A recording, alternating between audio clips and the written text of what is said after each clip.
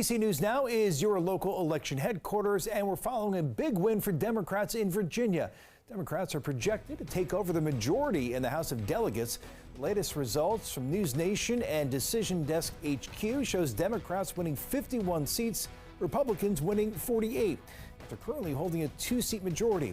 Last race that has not been projected is District 82. That covers parts of Dinwiddie, Prince George, and Surrey counties. Associated Press reports Republican Kim Taylor currently has a 50.4% of the votes, about 233 votes more than Democrat Kimberly Adams. In Virginia, a candidate can call for a recount if they lost by less than 1% of the vote. And in the Senate, Democrats have held their majority with 21 seats. Republicans will have 19. It's a big blow for Governor Youngkin's hopes to pass his agenda with a majority in both chambers. DC News Now political reporter Leonard N. Fleming reports with more on what this means for the remainder of Youngkin's term. Governor Youngkin crisscrossed the state in his campaign bus to try to recreate the magic that swept him in the office in 2021. But that strategy did not work yesterday on Election Day, abortion rights being the main issue that gave Democrats control of both houses of the state legislature.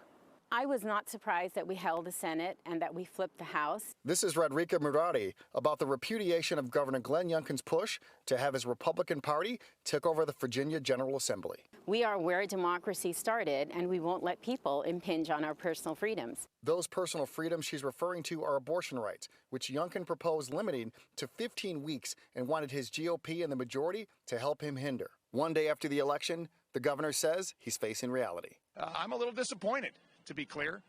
And I think it underpins the fact that Virginia is clearly a state that has historically moved back and forth from control of one party in the legislature to control the others. I think the abortion rights issue is the cause of what happened last night in Virginia. Larry Sabato is the founder of the Center for Politics at the University of Virginia. Governor Youngkin now is an automatic lame duck. He's got 2 years remaining on his 1 4-year term as governor.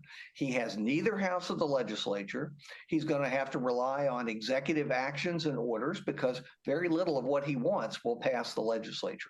And that gives Virginian Democrats like Murati some relief, she says. What he did was disingenuous. He said that I'm going to be moderate about this, just like we had some Supreme Court justices who said Roe v. Wade is the law of the land and we won't come after it.